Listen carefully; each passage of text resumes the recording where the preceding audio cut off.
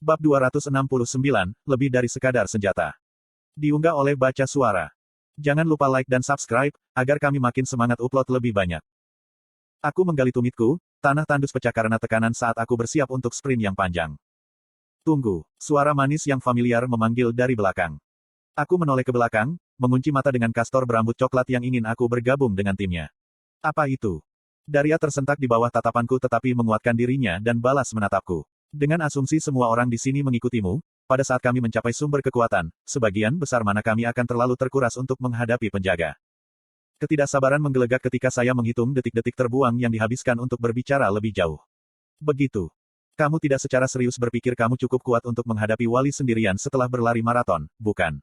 Daria membentak, menginjak ke arahku. Anda akan membutuhkan semua bantuan kami. Sial, bahkan jika Anda melihat kami semua sebagai beban mati, setidaknya Anda harus memiliki kekuatan penuh, bukan? Petik 2. Langsung saja ke maksudmu. Alisnya berkerut dan dia membuka mulut untuk berbicara kembali tetapi menahan diri. Sejujurnya, saya tidak percaya diri untuk bisa melewati monster apapun yang menunggu kita setelah bertarung melawan gelombang Caralian terakhir. Daria berbalik untuk menghadapi para pendaki lainnya yang mendengarkan. Karena itu, saya punya proposisi, tapi saya hanya akan melakukannya jika dia menerimanya, katanya sambil menunjuk kembali ke saya. Aku memiliki cara yang memungkinkan kita semua untuk bepergian sementara beban penggunaan mana hanya ada pada Orit dan diriku sendiri. Kami akan membuat semua orang di sana dalam kondisi prima dengan kecepatan secepat mungkin hanya jika keselamatan kami diprioritaskan. Petik 2. Segera, beberapa pendaki mulai memprotes sampai akhirnya saya angkat bicara. Saya setuju. Menilai dari berapa banyak pendaki yang bersedia membuntuti saya, penggunaan eter saya akan dibatasi. Dan dengan satu-satunya senjataku hilang, dapat diasumsikan bahwa peregangan terakhir ini akan menjadi pertempuran yang berkepanjangan. Daria memutar kepalanya, mata besarnya berkilauan saat dia tersenyum. Bagus. Sejujurnya saya tidak tahu harus mengharapkan apa. Daria tampak seperti penyihir yang cakap dan bahkan jika penyihir ala Krian tidak terlalu fleksibel dengan manipulasi elemen mereka, aku berharap untuk sesuatu lebih. Sebaliknya, saya sepertinya menatap pada apa yang tampak seperti kereta luncur, yang seluruhnya terbuat dari es. Di tengahnya ada terpal besar yang digantung di tiang Tenpole sebagai tiang darurat. Kamu berharap kita semua naik ini? Taegen bertanya, menjulang tinggi di atas kereta luncur es. Saya telah mengembunkan es beberapa kali sehingga lebih kuat dari yang terlihat. Saya mendapatkan bentuk struktur keseluruhan dari Ocean Readers dan saya telah mengujinya beberapa kali sendiri, kata Daria dengan sedikit bangga. Semua orang menungguku naik kereta luncur terlebih dahulu sementara Daria berdiri di atas kendaraan es, ekspektasi tinggi saat aku berjalan ke arahnya. Menempatkan tangan saya di permukaan es, saya mendorong ke bawah dengan kekuatan yang cukup untuk memastikan itu juga bisa menahan berat badan saya. Apakah kamu serius mempertanyakan integritas mantraku sekarang? Kesal Daria saat dia melemparkan kembali jubah penyihirnya, membiarkan kain mewah meluncur ke bawah punggungnya yang terbuka untuk memperlihatkan serangkaian tato. Aku punya 4 lambang dan 2 lambang, brengsek. Aku naik ke atas panel es, membelakangi dia. Kami telah membuang banyak waktu. Ayo bergerak. Satu persatu, 7 pendaki lainnya selain Daria dan aku mulai menaiki kereta luncur besar sampai kami semua berdesakan dan berpegangan pada pagar yang dibuat oleh Daria dengan sangat membantu.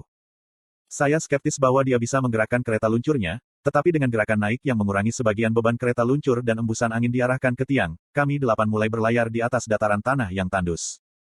Angin sejuk menyapu pipiku saat kami mulai melaju. Meskipun beratnya 9 orang dewasa, 10, karena Taegen terhitung hampir 2 orang, kereta luncur yang terlalu besar tidak pernah goyah atau menunjukkan tanda-tanda putus. Saya tidak bisa membantu tetapi terkesan pada Daria karena terus mengelola 3 mantra agar kereta luncur terus bergerak. Dia menggunakan 2 mantra angin untuk bergerak sementara kakinya, terbungkus es, yang mengikatnya ke kereta luncur agar tidak mendorong dirinya sendiri, dan mantra es untuk menjaga agar kereta luncur es tidak mencair atau merosot saat meluncur di atas tanah. Rekan satu tim Daria yang tersisa, Orit, menggunakan sihir bumi untuk mengarahkan kami dan menghaluskan bagian tanah yang tidak rata yang berpotensi merusak kereta luncur. Setelah sekitar 30 menit perjalanan, para pendaki lainnya telah tumbuh cukup percaya diri di Daria sehingga mereka mulai bersantai dan benar-benar menikmati perjalanan itu. Aku sedang duduk di bagian belakang kereta luncur, bersandar ke depan pada pagar belakang yang telah dibuat oleh Daria dan hanya menatap tanpa berpikir ke hamparan luas tanah yang tidak mengesankan dan langit biru yang cerah. Aku sudah lama menerima kenyataan bahwa aku sedang menatap langit di dalam reruntuhan kuno yang seharusnya berada jauh di bawah tanah. Dengan semua yang telah terjadi sejak bangun di sini dan menjadi lebih terbiasa dengan aether saat aku tumbuh lebih kuat, aku sudah lama menerima bahwa bidang apa yang dapat dicapai dengan menggunakan kekuatan dewa ini jauh melampaui apa yang bisa dilakukan mana.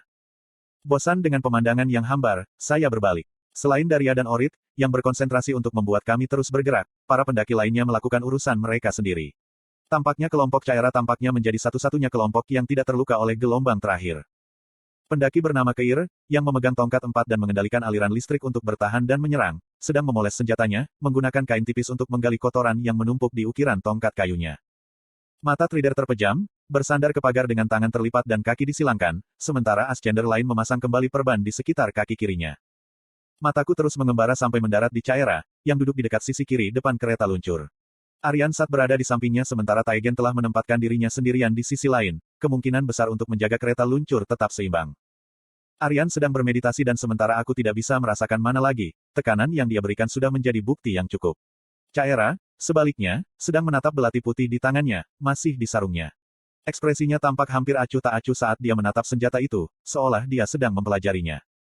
Tiba-tiba, air mata mengalir di pipinya. Dia segera menyekanya dengan punggung tangannya sebelum dengan curiga mengintip ke sekeliling untuk melihat apakah ada yang melihat.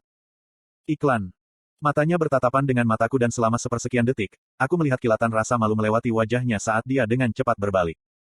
Membersihkan tenggorokanku, aku berbalik menghadap punggung sekali lagi, mengistirahatkan lenganku di pagar yang dingin. Saya mencoba menemukan lebih banyak hal untuk dilakukan agar diri saya tetap sibuk, tidak mau mengatasi masalah yang ada sampai akhirnya saya menyerah. Regis, saya mengirim. Apakah Anda masih tidak berbicara dengan saya?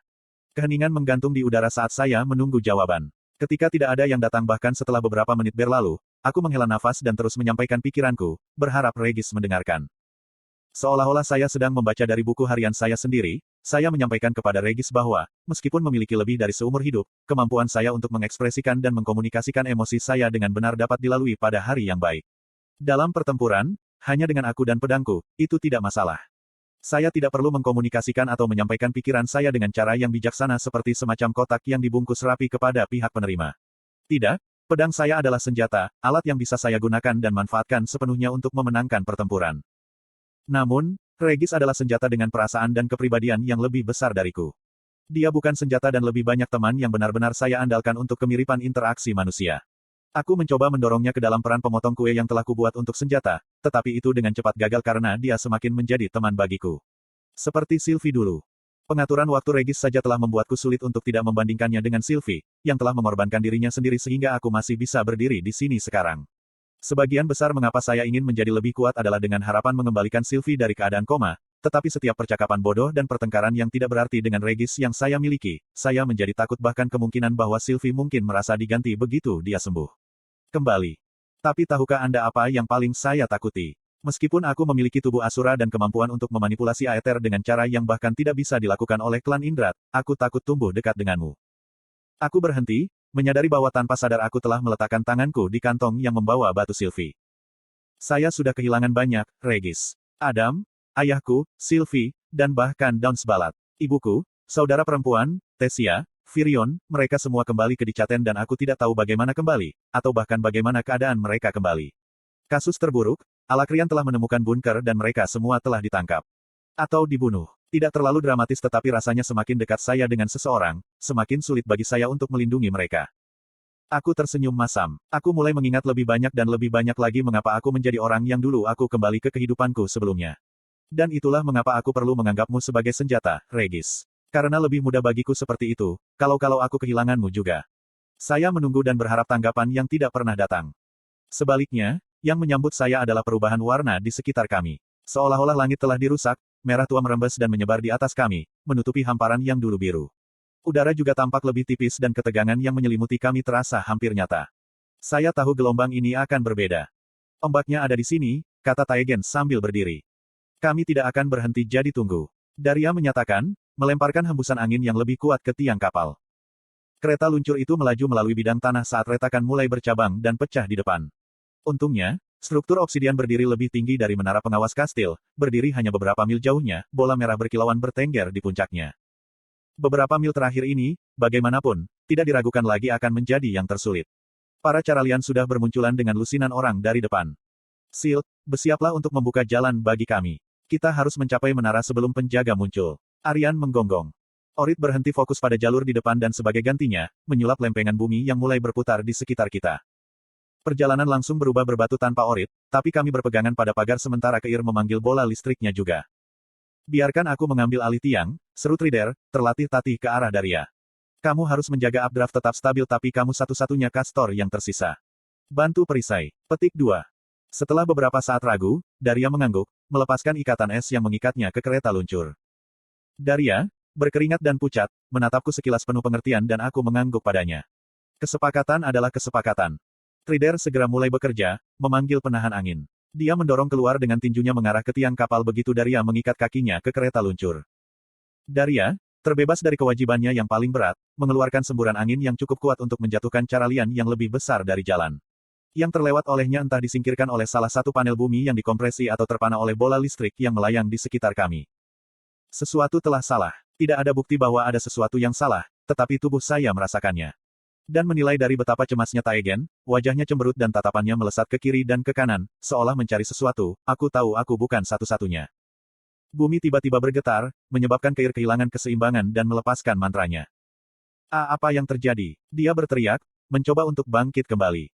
Bumi bergetar sekali lagi, kali ini lebih kuat, diikuti oleh raungan mengerikan yang bergema dari tanah di bawahnya. Rambutku berdiri tegak dan suara yang akrab menegaskan tindakan yang akan aku lakukan. Keluar dari sini, Arthur. Teriak Regis, gelombang ketakutan menyebar dari rekanku ke diriku. Tapi tanah naik dan aku merasakan semburan vertigo saat seluruh kereta luncur naik semakin dekat ke langit merah. Keir, yang telah mencoba untuk bangkit kembali, terlempar dari tepi kereta luncur dan pingsan oleh salah satu panel bumi yang mengelilingi kami.